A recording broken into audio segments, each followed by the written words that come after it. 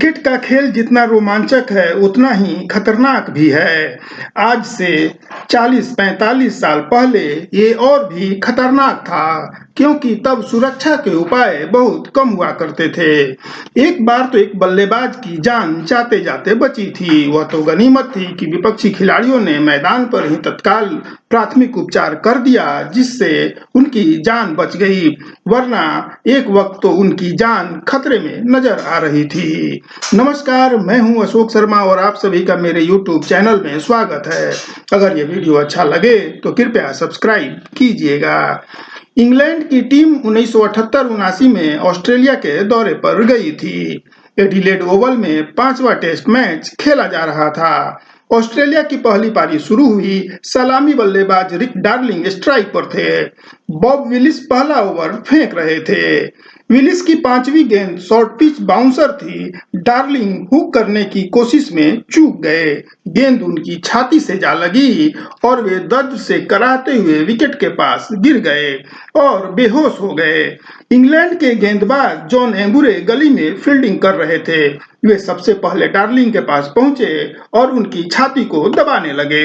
Darling को batting करते समय च्युइंगम चबाने की आदत थी। जब गेंद उनकी छाती से लगी तो च्युइंगम उनके मुंह से फिसलकर गले में आ गया और गले से चिपक गया। इससे डार्लिंग को सांस लेने में तकलीफ होने लगी।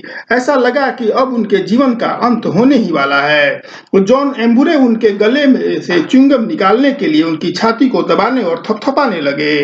उस समय लेग अंपायर मैक्स ओकोनेल भी दौड़कर वहां पहुंच गए। उन्होंने डार्लिंग के मुंह में मुंह सटाकर ऑक्सीजन देने लगे।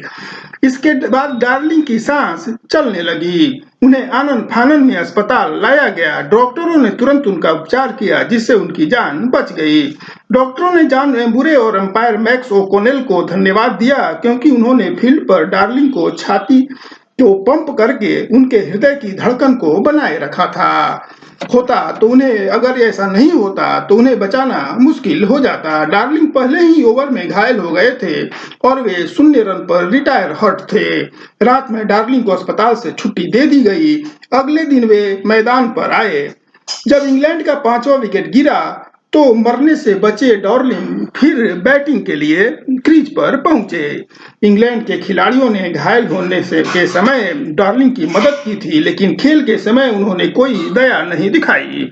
इयान बॉथम ने इसके बाद भी उन्हें बाउंसर पर बाउंसर फेंका, लेकिन डार्लिंग निडर खिलाड़ी थे। वे बाउंसर को हुक करने में अपने समय के सर्वश्रेष्ठ बल्लेबाज थे। अस्पताल से लौटने के बाद भी डार्लिंग डरे नहीं। उन्होंने बॉथम के एक बाउंसर को छक्का ठोक दिया। डार्लिंग आखिरकार 15 रन बनाकर आउट हुए। ऑस्ट्रेलिया को यह टेस्ट मैच जीतने के लिए 366 रनों की चुनौती मिली थी। दूसरी पारी में डार्लिंग ने 18 रन बनाए। ऑस्ट्रेलिया केवल 160 रन पर ऑल आउट हो गया और इंग्लैंड ने यह टेस्ट मैच 205 रनों से जीत लिया।